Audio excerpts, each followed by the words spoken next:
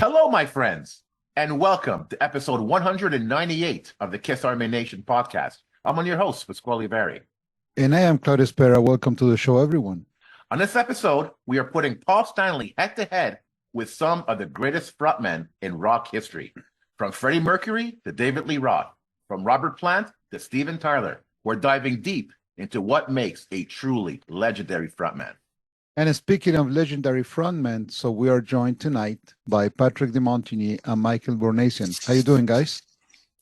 Pretty good. Doing good. I think of myself as a sideman more than a frontman in this scenario, but it's all good. It's all good. Nice to see you guys.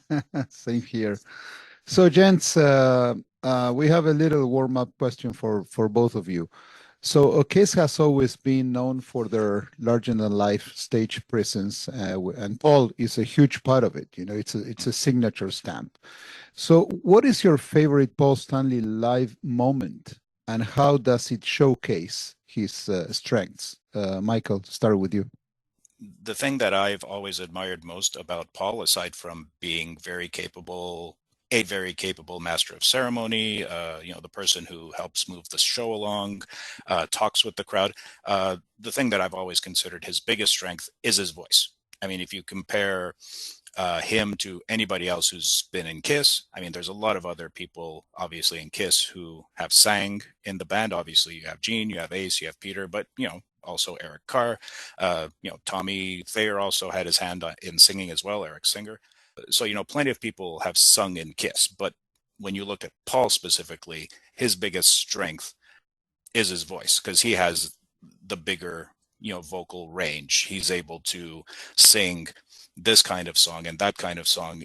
He's able to do a wider spectrum of his voice can definitely cover more ground than, let's say, Gene can, even though Gene can sing ballads, I'm sure, but when Paul does it, you feel like, okay, he can really pull this off. And Kiss being around 50 years of touring, I would say a good 35 to 40 years of those 50 years, Paul's voice was in good shape, either in top form or near top form. It was only the last decade or so where, we noticed that it was starting to kind of weaken a little bit, but even then he would make the effort, so, it's like, the old expression, A for effort, kind of thing. Right. But no, for me, his biggest strength has always been his voice. There are other strengths as well, but definitely what he brought to the table and, can continue bringing to the table in the future, solo or with Kiss, is, the ability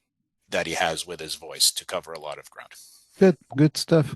So now that you mentioned his voice, which is really distinctive, compared to the other guys, if you were to pick, let's say, 2 or 3 songs that say, well, the first minute you listen to that song, that's Paul. So which songs could you pick?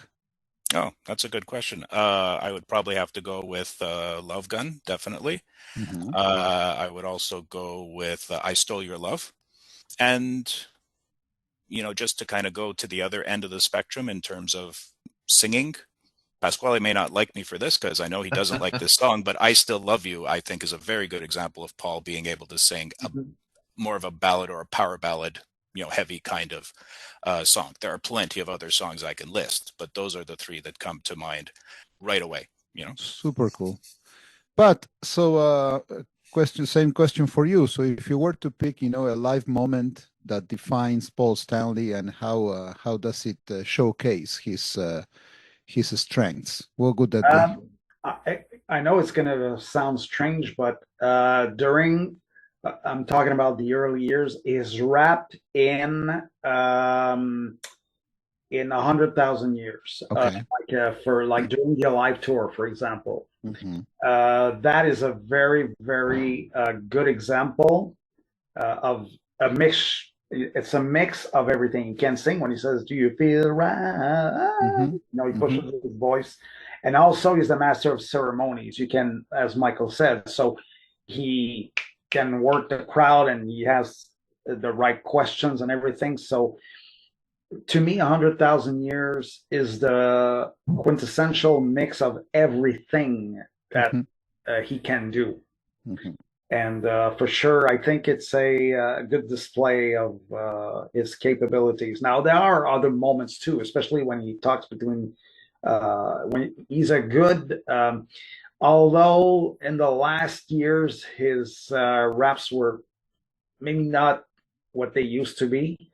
The one thing I didn't like that he did was during the reunion tour. During the reunion tour, we don't want to tell you how you live your life. No, no, no. I wouldn't like that. I think Okay. shouldn't have done that. I think that may have been part of the reason why his voice was damaged because he did think that, you know. But aside from that, I think, yeah, when he talks to the crowd and uh, you can't imagine like Paul not being there. The shows that he, two shows that he wasn't there, Yeah. it really showed. So, Yeah, it's a different band. Absolutely. Yeah, it's not Kiss. Good stuff. Thank you, guys. So this is going to be an interesting topic because, you know, I feel anyway that I live in a Kiss-centric world. Nothing else exists outside of it. So all I know is Kiss music. All I know is Paul's stage banter. All I know is Paul on stage, you know. But how does he compare to other rock elites out there? And it's forcing me to look at these elites, look at these other stars, and compare them to Paul. And it's quite an interesting result, I think. So what we're going to do, we're going to look at this by looking at 5 components. So stage presence, persona, ability to connect with the crowd, stage banter, and vocal ability. So we're going to compare all of these to other legendary frontmen. So Claudio, speaking of rock stars, take center stage and get us started. Thank you. We're going to get this going. So how does Paul Stanley's stage presence compare to frontmen like, you know, there's big names coming up, guys. Boy, so oh we boy. gotta be ready, man. So how does his stage presence compare to frontmen like Freddie Mercury and David Lee Roth? Patrick, you have, this is gonna be tough, man. I love it. Well, as much as we love Paul, you're talking about especially Freddie Mercury. Now, I have to say, I am not the biggest Queen fan, but I'm the kind of person that likes to give credit where it's due. Now, Freddie Mercury is I can't even find the right word. He's an icon and everything like that. So, how does Paul compare to that?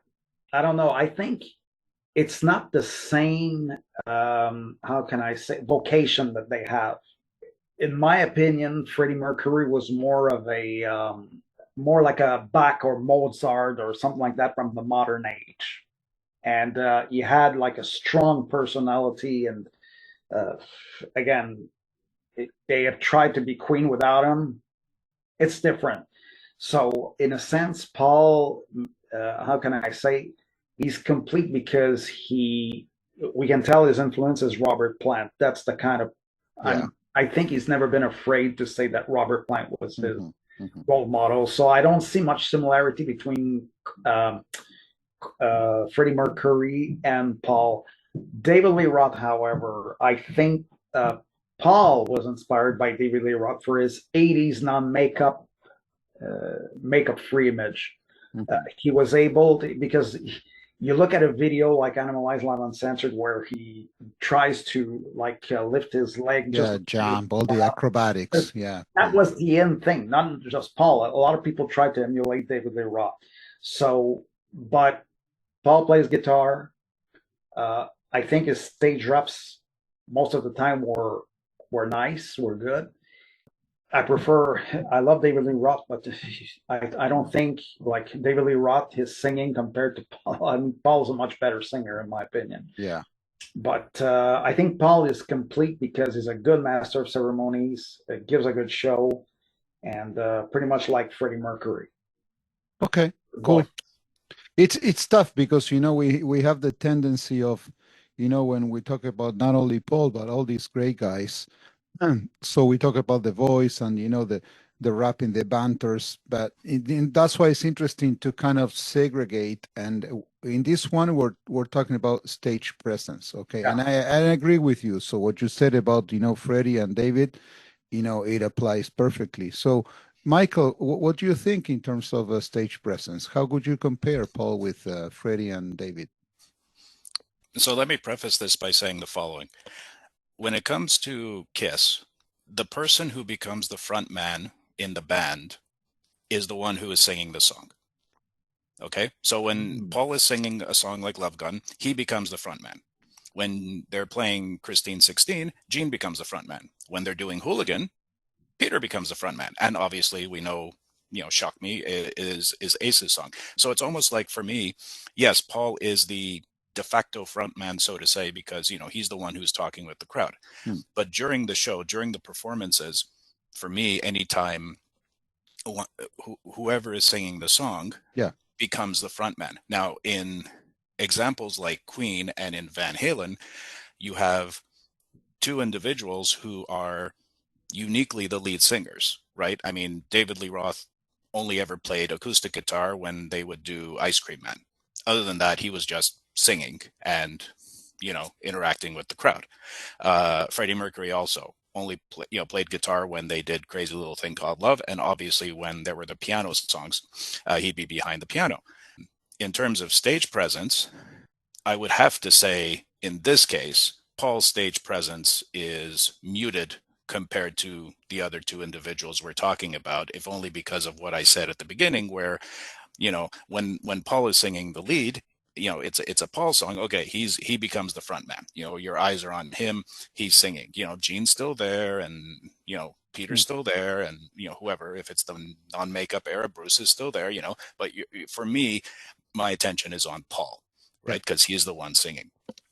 But if the next song happens to be, Christine 16, or if it happens to be Fits Like a Glove, guess what? My attention goes to Gene.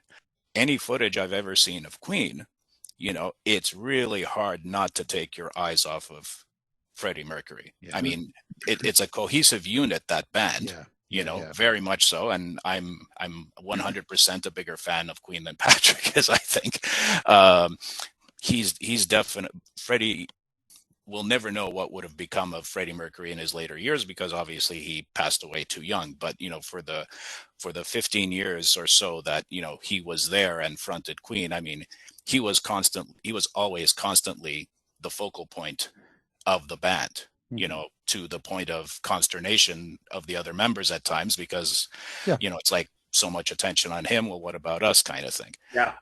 In the case of Van Halen, I think when Sammy Hagar joined the band, it became a bit more equal on stage. Yes, Sammy was still the person talking to the crowd, etc. I mean, you never heard Eddie talk to the crowd, or Mike or Alex for that matter, not much. So it was always the lead singer doing that activity. But when David was in the band for the first, decade or so, and then, obviously he came back. But if we concentrate on the glory years, I mean, David's stage presence is, they're different frontmen, but in terms of stage presence effect, I guess, I don't know if that's the right word, him and Freddie Mercury were very much equal. Different styles, different ways of having a stage presence. And definitely Freddie Mercury had the best voice of the three we're talking about here. But it's kind of hard for me to kind of put Paul in the same category as these two people when it comes to stage presence, at least, because, these two gentlemen, David and Freddie, were uniquely frontmen, whereas, like I now say for the third time, whoever was singing the song in Kiss, for me, becomes the frontman, becomes the focal point. Okay, fair enough. Pask? Good point. For me, I have to compare Paul with makeup and Paul without makeup. I remember seeing Paul at the Win to Live tour in 2016. I was front row, and I remember, I just felt his presence. I felt his aura on stage. He had a very effeminate feel to him, the way he moved, the way he talked. It really had an impact on me. It's like, wow, this is something else. This is something I never felt from Paul before. I've seen him without makeup in the past, but from far on a giant stage, never that close. It's like I was next to him, and it was really powerful stuff. Now, if I'm going to compare that to Freddie Mercury, listen, I've seen a tribute band, Almost Queen. The guy that does Freddie Mercury there is incredible, and his stage presence is like, wow. I could imagine the actual Freddie Mercury. You can't compare Paul's stage presence to Freddie Mercury. You absolutely can't. Now, to David Lee Roth, the Paul without makeup, I think it's almost equal. where I would say Paul is a little bit more in terms of stage presence. And I understand Michael's point that when Paul, Gene, Peter, Ace, or whoever takes the stage, they're frontmen, but Paul is the guy in Kiss. And whenever he commands the stage, man, he commands that stage. And not many people could do it like Paul does. And I think he's almost equal to more to David Lee Roth. Now, that's without makeup. Now, with makeup, it's a little bit more interesting because, listen, I'm a nobody, right? And I put on the makeup, the costume and everything, gone to a club, and I got cheers, I got hit on, the works. I go like this, I get nothing. I go to a club dressed as Paul, I get everything, right? It's not me. It's the makeup, it's the look, it's all of that. So can you say that Paul in makeup, that's the stage presence? Is it Paul Stanley? No. It's the character. And someone like David Lee Roth, someone like Freddie Mercury, doesn't need the theatrics. They could do it. They could do it on their own. So I think based on that idea, I would have to give it to Freddie Mercury and David Lee Roth in general. Okay.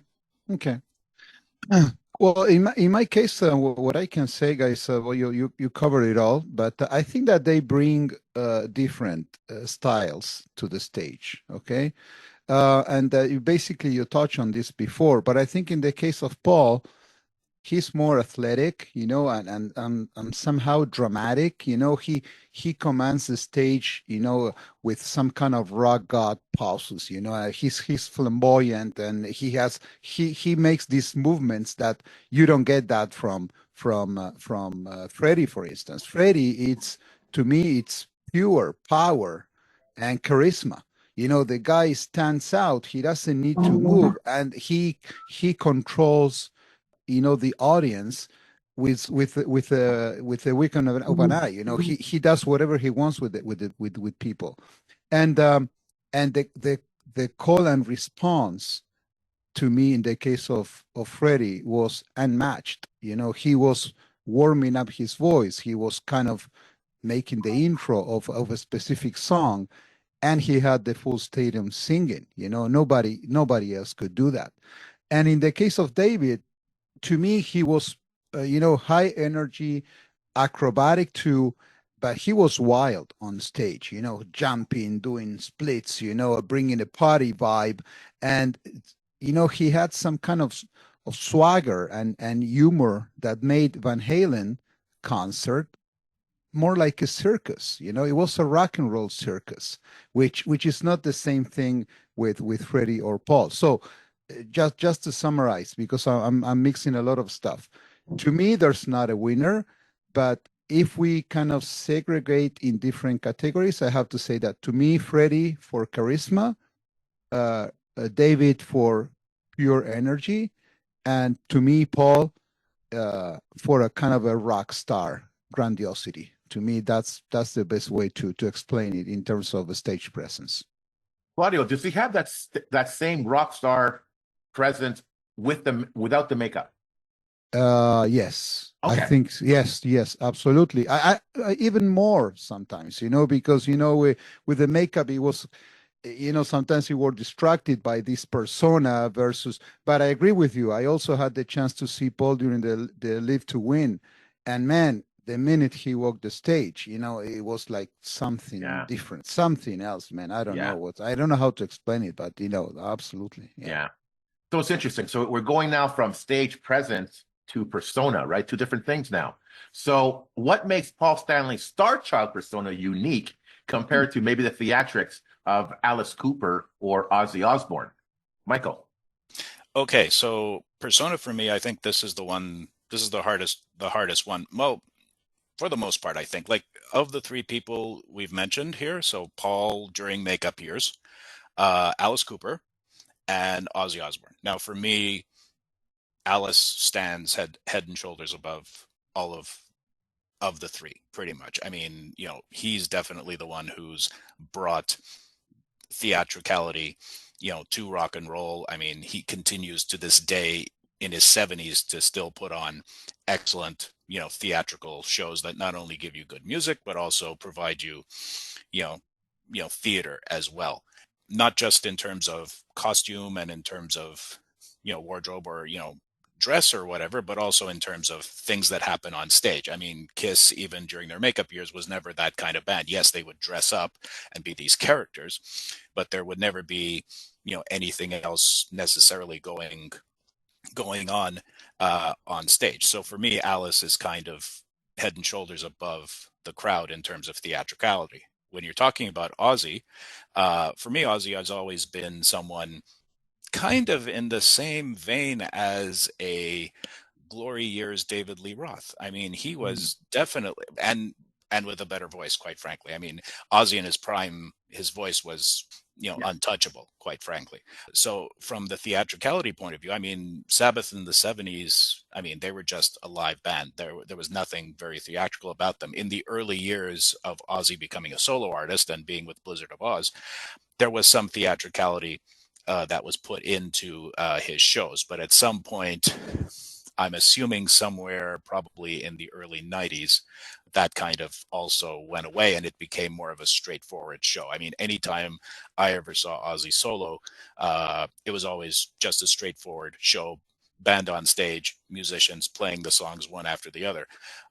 So in terms of theatricality, this is kind of easy. I mean, Alice is definitely the one that wins hands down. In terms of Paul's Star Child persona, I mean, yes, there is theatricality there. You're dressing up as a character or as what you perceive as your inner id or whatever you want to call it, or ego, and, for Paul, especially in his early days when he was entering into this life of stardom, from having, entering this life of stardom, and coming from an upbringing that was very difficult. Let's be honest, because of various factors, including his ear deformity. The Star Child persona definitely made him, gave him a bit of a boost, I suppose. He'd go on stage and yes, I'm a star. Look at me. I have the guitar. I'm talking to the crowd. They're reacting to me. I'm singing songs. They're applauding. Yay, kind of thing, But it was only many, many, many years later that he was able, and he's talked about this in his book, that he was able to find happiness beyond the stage, beyond the makeup, and all that. So definitely theatricality in those three performers.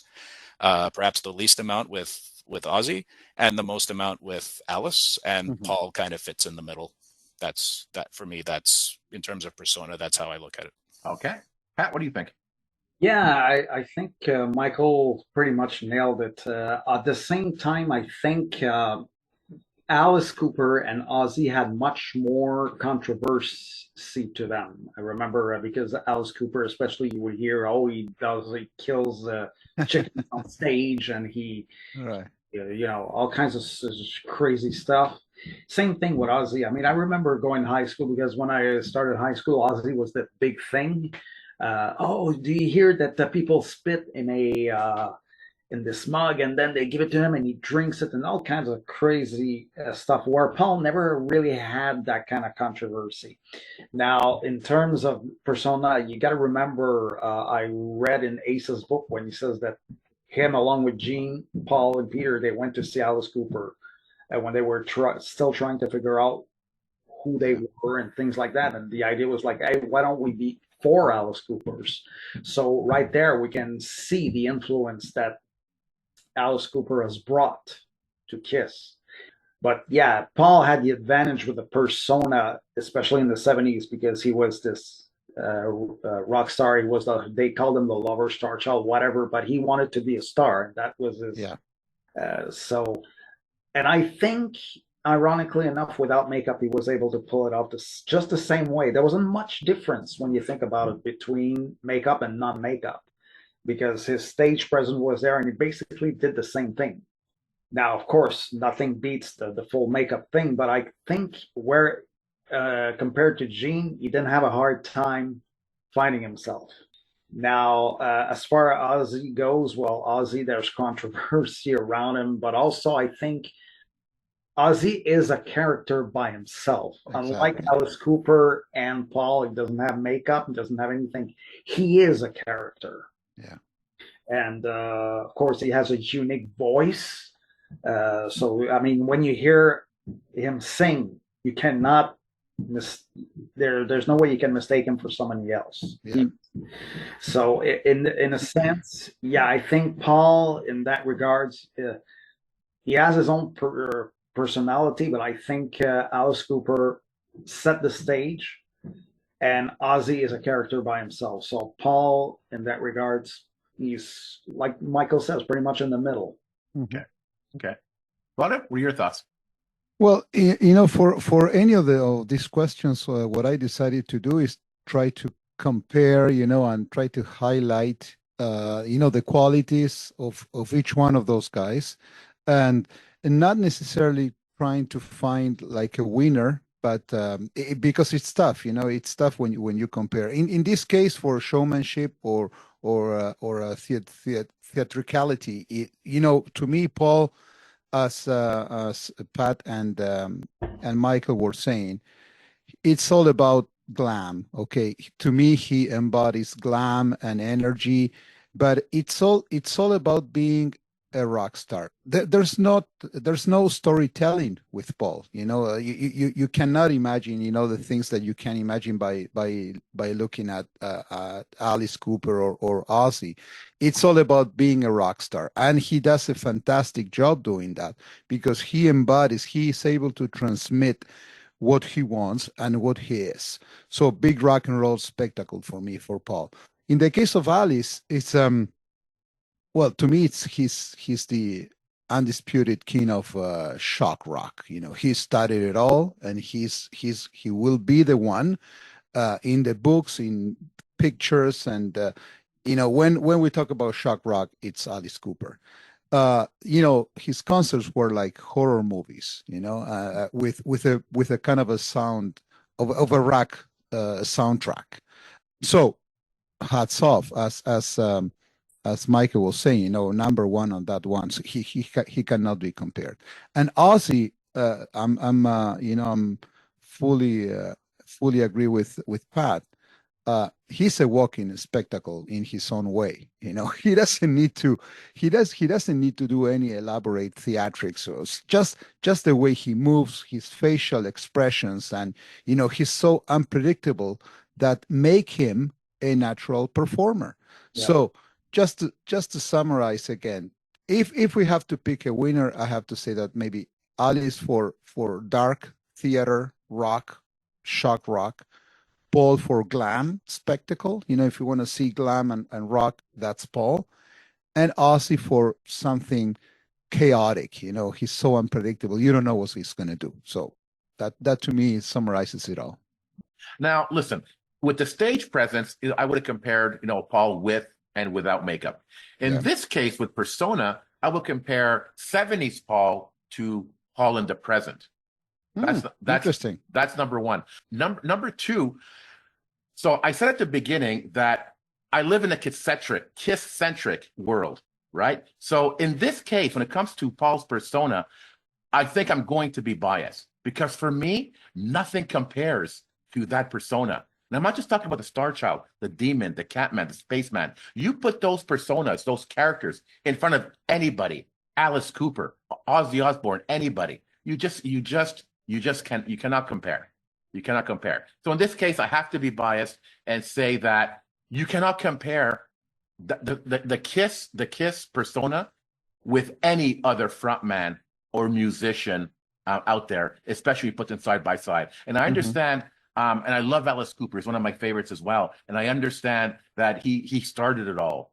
But what Kiss did was, and Kiss were never pioneers. They took something, and nothing's original with Kiss. They took something and they turned it up to 10. That's what they do. And in case of their personas, it's the exact same thing. They took something familiar, made it their own, and turned it up to 10. But for me, nothing compares to that persona. Good stuff. So now let's move into connection with the crowd and command and that kind of interaction that we love so much on rock concerts. So how does Paul's ability to connect to the crowd compare to, for example, Bruce Dickinson's from Iron Maiden? he has some kind of storytelling and command of the audience. So, Pask, how would you compare Paul with Bruce? Oh boy, I wish you didn't mention Bruce, because I've seen Iron Maiden a couple of times in Montreal. Yes. And bless his heart, he caters to the audience and speaks to the audience in French. And he's telling the story in French. I don't know what the hell he's talking about. Not that I don't understand French. I don't understand him. Mm-hmm. So to me, that those storytelling sessions, it's like, oh my God, just get on with it. I don't know what you're talking about. Who cares? Move on. You know, I can't. Now, regarding Paul, again, it's a comparison between 70s Paul and the present Paul. I feel that in the 70s, there was actually a connection with the crowd, a genuine connection with the crowd, because Kiss was a new thing. They were trying to find themselves. Paul was still finding himself as that rock star persona, as that rock star character. And part of that is his interaction with the crowd. It was real. But now I feel that, like everything else, even his connection with the crowd, it's all choreographed. Mm-hmm. He does the exact same thing in absolutely every show. Mm-hmm. To me, that's not a true connection. So this is a tough question, because I feel that it's choreographed. It's not real. There's no real heart to it. Okay. But that heart was there in the 70s, and really difficult to compare. And in terms of crowd interaction, I don't know enough frontmen to really be able to say who I think would do better or even close to Paul. But comparing Bruce Dickinson to Paul, there's no comparison. Paul Stanley all the way. Okay. Patrick? In my case, I think, again, it's different vocations. Iron Maiden, I saw them recently, and it's a totally different kind of band. It's almost like comparing Genesis, Peter Gabriel, Roth to, I don't know, maybe a band like Black Sabbath, like has no visuals, in a sense that I think both bands have different vocations, meaning they don't talk about the same things. Bruce Dickinson is not going to be the one saying, hey, the girls are hot tonight, and he's not going to do that kind of thing. It's going to be more about talking about what's going on in the world, and he's going to give his opinions about that. And remember him introducing, I think it was 2 Minutes to Midnight, saying, this is a song that showcases how stupid war is, and that kind of thing. So I think Bruce Dickinson, in a way, is a lot more serious in his approach. Right. He talks to the crowd. Whereas Paul is like, let's have a good time, and now, right now, I want you to say, yeah. And he can work a crowd in a different way from Bruce. So two different beasts. Upper of the beast. But that being said, I think both are outstanding, but they're such at different places. Very hard to compare them. Do you have someone else in mind who could be compared to Paul, the same kind of style, commanding the audience and that kind of stuff? Yeah, probably someone like Mick Jagger, because I saw the Stones twice, and I had a few of their shows or official releases, and when Mick Jagger steps on the stage, right? So Paul is pretty much in the same. He commands the stage, so I wouldn't be surprised if Mick Jagger was a bit of an influence on Paul, especially like. You can't keep your eyes off him, especially Michael said, when he's the one singing and doing, and when it's his song, then he owns the stage. Absolutely, absolutely, yeah. Okay, great. So, Michael, what are your thoughts on this one? So I do agree with Pask with regards to Paul. I mean, I think in the 70s and perhaps going into the 80s as well, there was more of a genuineness to Paul's stage banter with the crowd. As the years went on, as perhaps the money got bigger in the reunion years and this and that, and perhaps as the need arose to have more of a control to how the shows go, this and that, the stage banter became a bit more formulaic.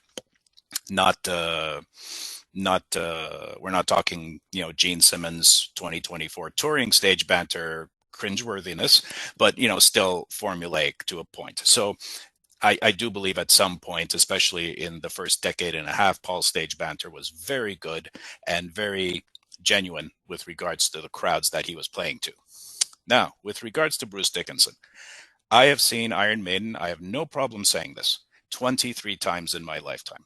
My feeling with Bruce is that, yes, he's a different animal and Maiden is a different animal to Kiss, completely. I mean, it's funny. I mean, Kiss was Iron Maiden's first major tour as a support act, in Europe in 1980, but you could not have even back then have had two different kinds of bands, because even back then Iron Maiden's subject matter and even musical construction was more serious kind of thing. And to Patrick's point, a lot, quite often when Bruce engages with the crowd, he's the subject matter of the songs also is more serious, let's say. On a good night, Bruce is very excellent with his stage banter, whether it's in English or in another language. Sometimes he can go a little over the top with the French, especially with the last show that he did here in Montreal. But I think his heart is in the right place, kind of thing. But at the other end of the spectrum, I've seen a few Maiden shows where Bruce is a little too excited, a little too,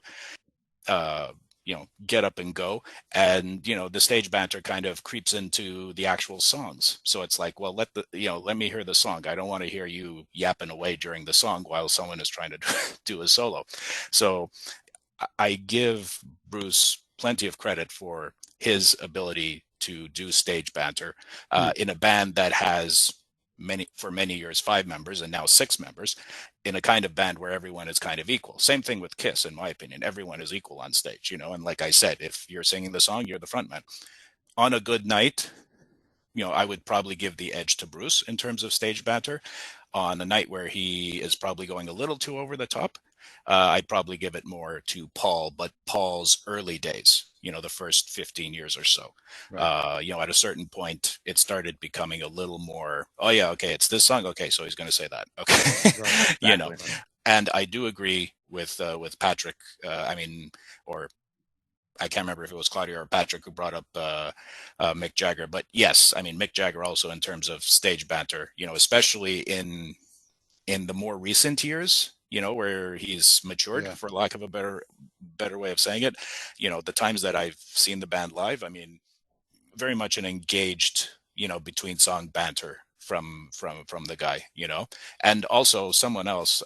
We're going to bring him up later, but in the 70s, when he was fronting Led Zeppelin, Robert Plant's between song stage banter was legendary. If you hear some of the shows of Zeppelin from the 70s, you can't really hear it much on the official releases, unfortunately. So you would have to go black market a little bit.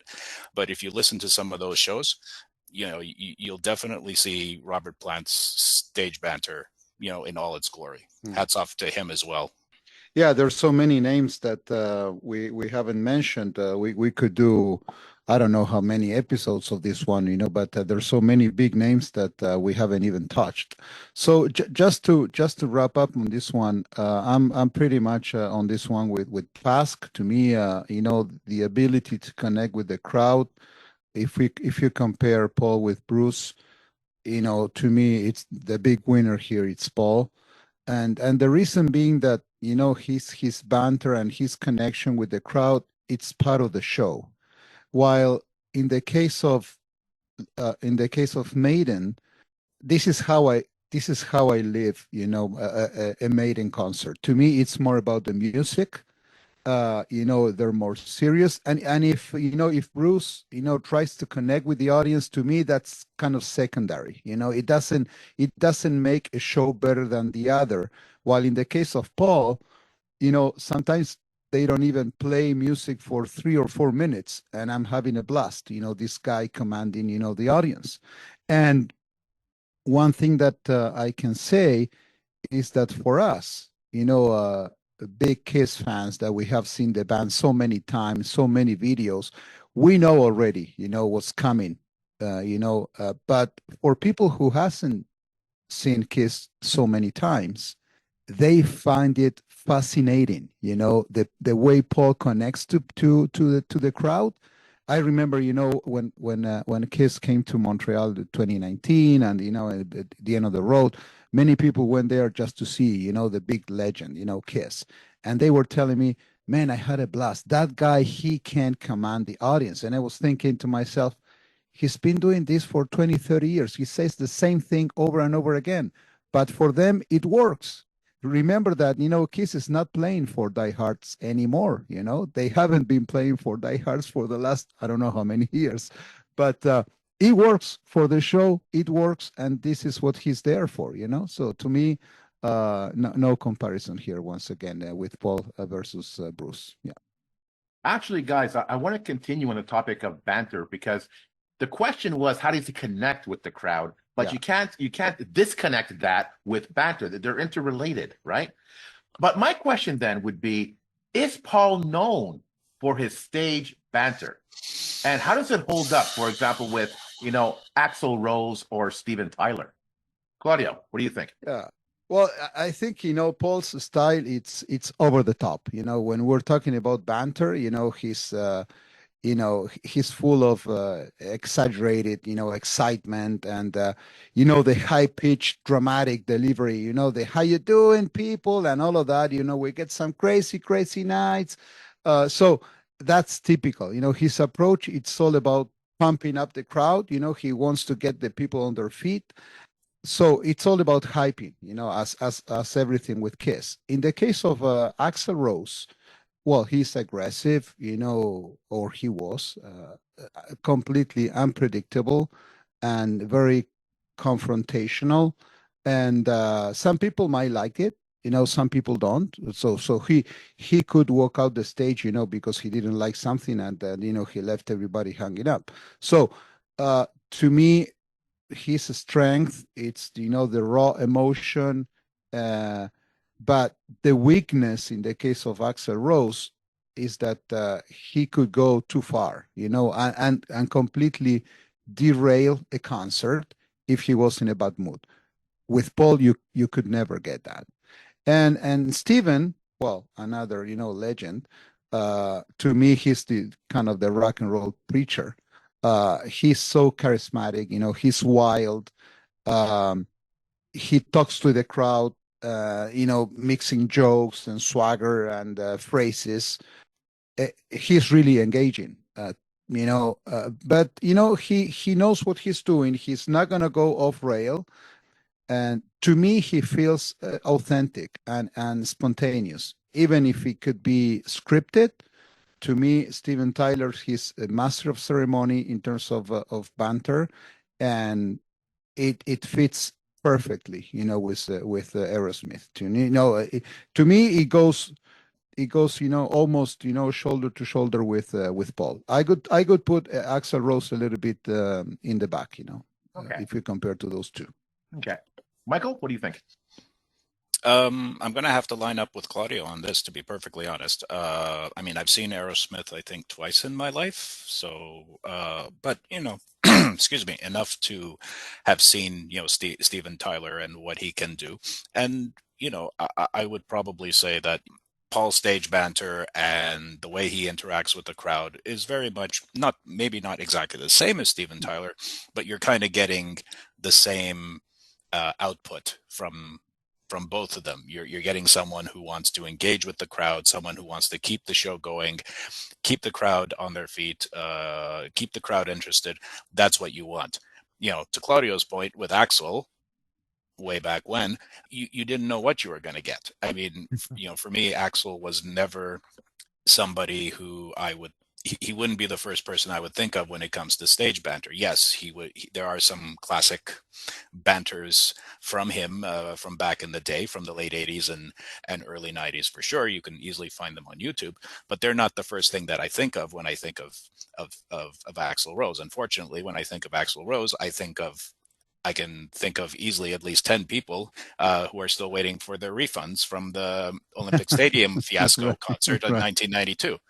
To give credit where credit is due, when Axl took on the role of replacing Brian Johnson in AC/DC, there was a shift and there was a change in his attitude and how he went about doing shows and arriving on time, and doing shows on time, and that kind of flowed into what Guns N' Roses has been now in the 21st century. So, thank you, Angus Young, for setting him straight. But, if we're talking specifically about stage banter, I don't, Axl's name does not even come up for me in the top 10 of frontmen in terms of stage banter. For me, Paul's stage banter, whether it's formulaic or not, excuse me, whether it's formulaic or not, I mean, it's still, engaging to a certain degree. About, same as Steven in the good years kind of thing, especially when they came back after many difficult years and being away, when they reclaimed the throne as one of the best, definitely one of the top hard rock bands around in the late 80s. He was able to, reclaim that throne, that he lost, thanks to, well, we all know why. Pat, your thoughts? To be honest, I've only seen Aerosmith once, and I barely remember Steven's banter. I was impressed with his stage show and everything, but as far as the banter, I'm not too familiar. But I think he worked the crowd well. I was one of the 55,000 people who were present at the Guns N' Roses show. I have a DVD from the same tour, and I liked his stance. Axl is the dangerous element of them all. Right. I think he wanted to outdo Aerosmith in that regard. So, yeah, I think Paul is the best. Not because Kiss is my favorite band, but I think Paul is the most consistent. And up until maybe the reunion tour, his stage banter was, working. Again, Aerosmith, I'm not that familiar with, and Axl. Well, Axl is Axl. It's again something totally different, unpredictable, not always for the better, I have to say, and probably, yeah, as Michael said, his time in AC/DC kind of maybe showed him how things should be done. So, but I like Guns N' Roses, their first album, but I like it, but I'm not going to go and see them again. Not because of the incident, but more like, you get, as the ticket prices are, you choose. So, but Axl was a great frontman, I have to say. Now, the banter, nothing memorable in my opinion. I like what Claudio had to say about Paul's banter. It's about the hype. He's at his best when he hypes. I so agree with that, and that's exactly what Paul was doing in the 70s. He was hyping up the crowd, hyping up the show. Less banter. It was all about hype, and he was doing the same thing in the present, but he was saying the exact same thing he said in the 70s. It was basically nostalgia. That's it. That's all. Actual true banter from Paul came in the 80s. And it was freaking ridiculous. It was freaking cringeworthy. The love gun banter. I don't want to, oh my God, forget it. Forget it. No. He was trying to be like Axl Rose. He was trying to be that tough guy, 80s rock star, have some edge to him and edge to the show. But that's not who Paul is. He was playing a character that didn't fit. It was like Carnival of Souls. Good stuff, but it wasn't Kiss. They were trying to be somebody that they're not. And that's what I felt his stage banter was. Again, I agree that when he hypes, he's at his best. When he tries to be somebody else in the 80s, it does not work. Well said, my friend. So we're getting to the final question, one of the toughest, if not the most. And one I'm sure that it's going to be one of Michael's favorites. So how does Paul's vocal range compare to the likes of the big Robert Plant and the one and only Steve Perry? So, Patrick, I'm going to start with you on this one. We're talking high caliber people here. Steve Perry and Robert Plant. Again, as I mentioned at the beginning of the show, we can tell that Robert Plant was a big influence on Paul. Hairstyle, stage moves, and the music.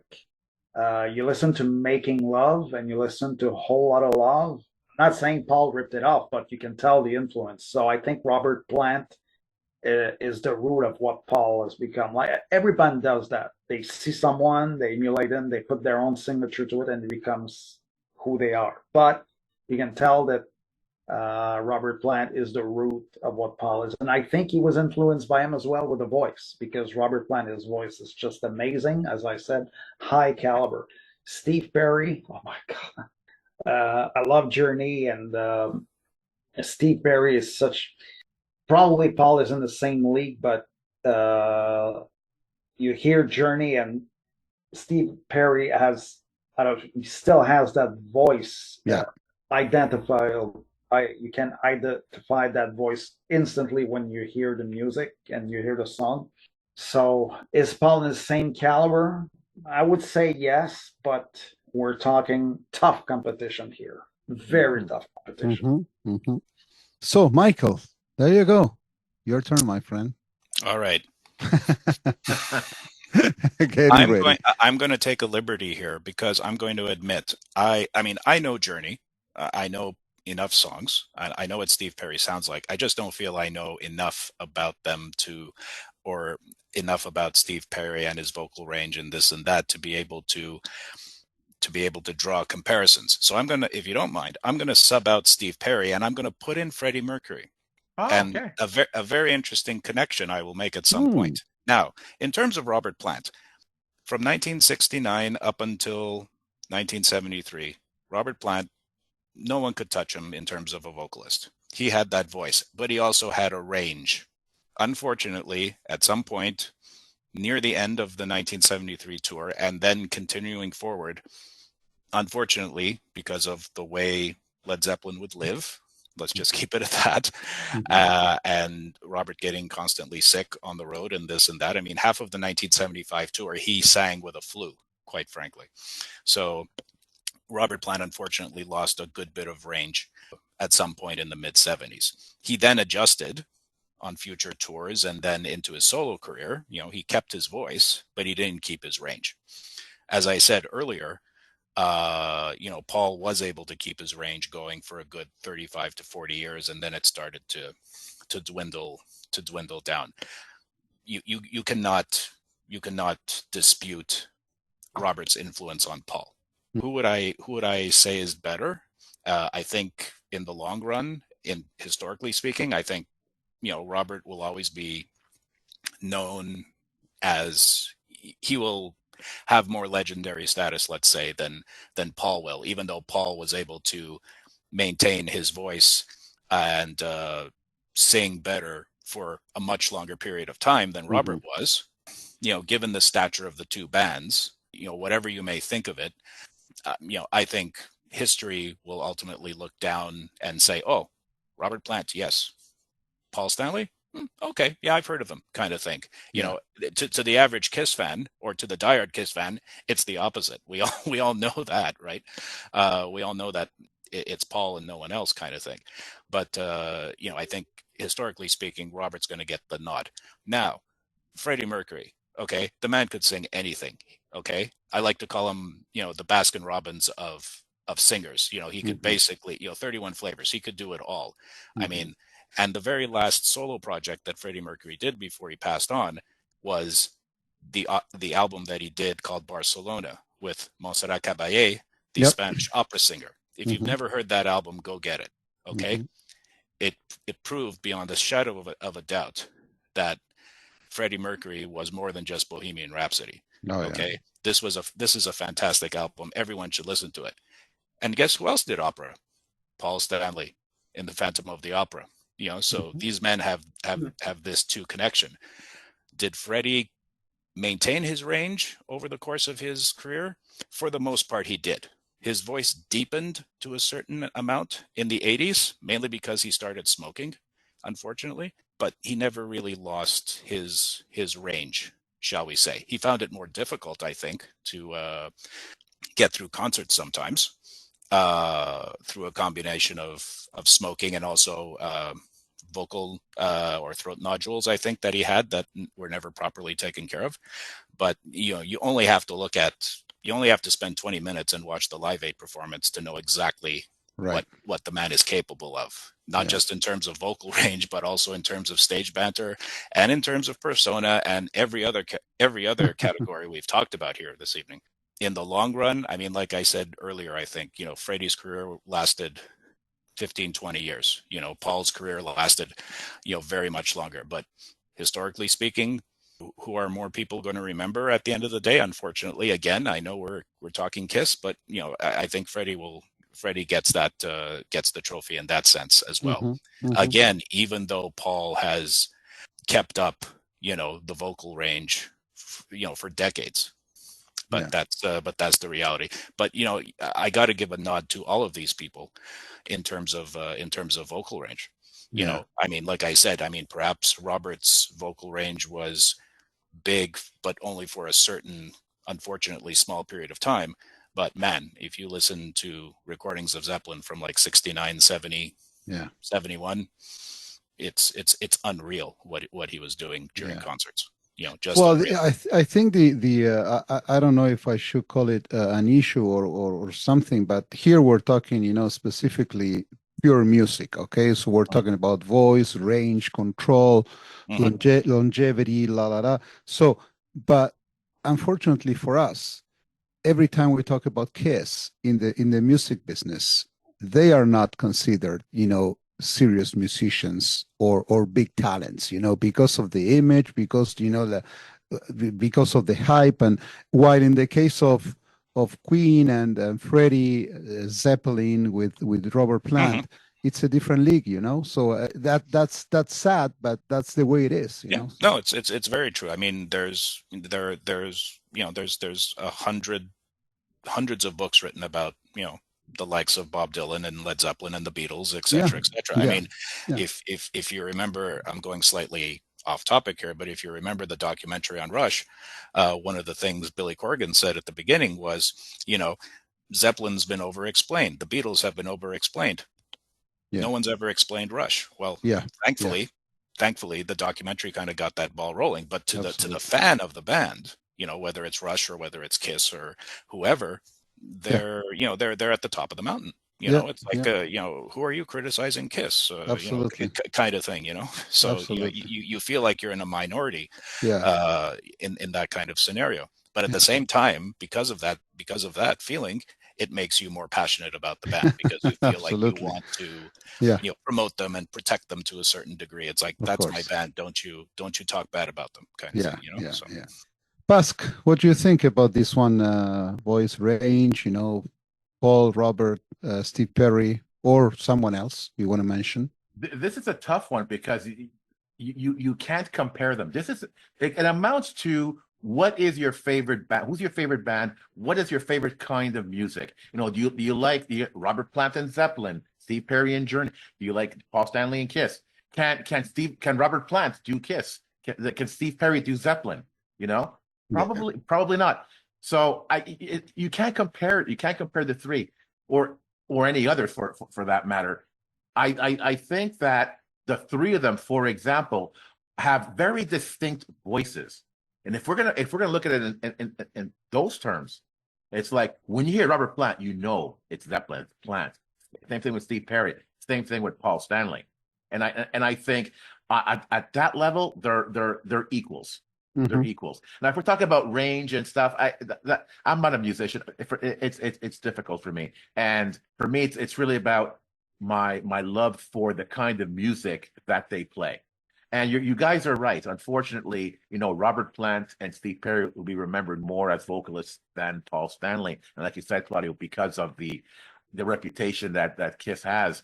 But I don't think I'm being biased when I say that Paul should be remembered as one of the most amazing vocalists in rock history. He definitely should be up there in the at least top 10, top 20 at the very least. Especially Paul in the 80s. What he did on Crazy Nights. I defy you to find a handful of musicians that did what he did on that album and what he did in the 80s. He's so underrated as a vocalist, and they do that to themselves as well. They never really hype up their own talents as guitar players, as vocalists. And Paul should definitely hype himself up as a vocalist because he is amazing and he's up there with the virtuosos, in my opinion. Absolutely. Well said. Just to wrap it up, of course, if we're gonna go deeply technical, we can talk about, range and longevity and tone and all this stuff. But I was reading something quite interesting. On paper, if you take, Paul, Robert, and Steve, Paul is the one who has the widest range in terms of, how far you can go low and high on the pitch. Okay, but having said that, there's different styles. So if you want to, let's say, go into a raw anthemic rock vocals, to me Paul is the guy. Okay, now if you want to go into more of a bluesy, mystical, emotional singing, Plant is the king. So there's no doubt there. So even though Paul could try to sing some of the slow songs from Zeppelin, he wouldn't be able to do that, to transmit, the emotion that Plant has. And speaking of Steve Perry, even to this day, of course, he hasn't been so active as Paul, but the guy, he can still sing, man. So that's unbelievable. He has a beautiful voice, so smooth, and he's to me, he's the most technically gifted, of the three. But he knew how to take care of his voice. But again, we're talking, big names, and I'm happy that Michael mentioned, Freddie, because Freddie, he's the master of all this. When we're talking about singing, you can't imagine, someone else than Freddie.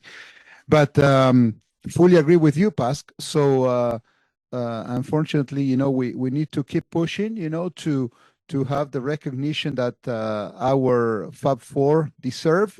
But we'll keep doing it, man, because in this case, Paul, man, hats off for him on his voice and presence and charisma. To me, one of the top 5, frontmen of all time, definitely. Guys, I gotta say, I love an episode like this because it pushes the boundaries of my comfort zone. I'm a Kiss fan. I wouldn't say I'm necessarily like a music fan. I don't know a lot of music history. I can't even tell you who sings what, But as I'm building up my vinyl collection, I'm becoming more and more of a fan of music in general, not just Kiss. And it's nice to do an episode like this and branch out to other forms of music, other musicians, other talents, and compare them to Kiss or talk about them in their own rights. So this was a lot of fun, guys, and thank you for pushing me out of my comfort zone. And hope I didn't sound too idiotic, but I tried. So guys, this was awesome. Thank you. Well, same here, man. I'm gonna echo what Pasca just said. It's always so nice to branch out and discuss, expand our knowledge and topics. Thank you for offering those to us and to our audience, which I believe that they're going to truly enjoy, the content and our opinions. So once again, Pat and Michael, always a pleasure, guys, to have you on. Thank you very much. It's always fun. Thank you, guys. To the Kiss Army, we hope you enjoyed this episode. If you have any questions, comments, or ideas, please send them to talktome@kissarmynationpodcast.com. Until the next time, remember, never stop rocking.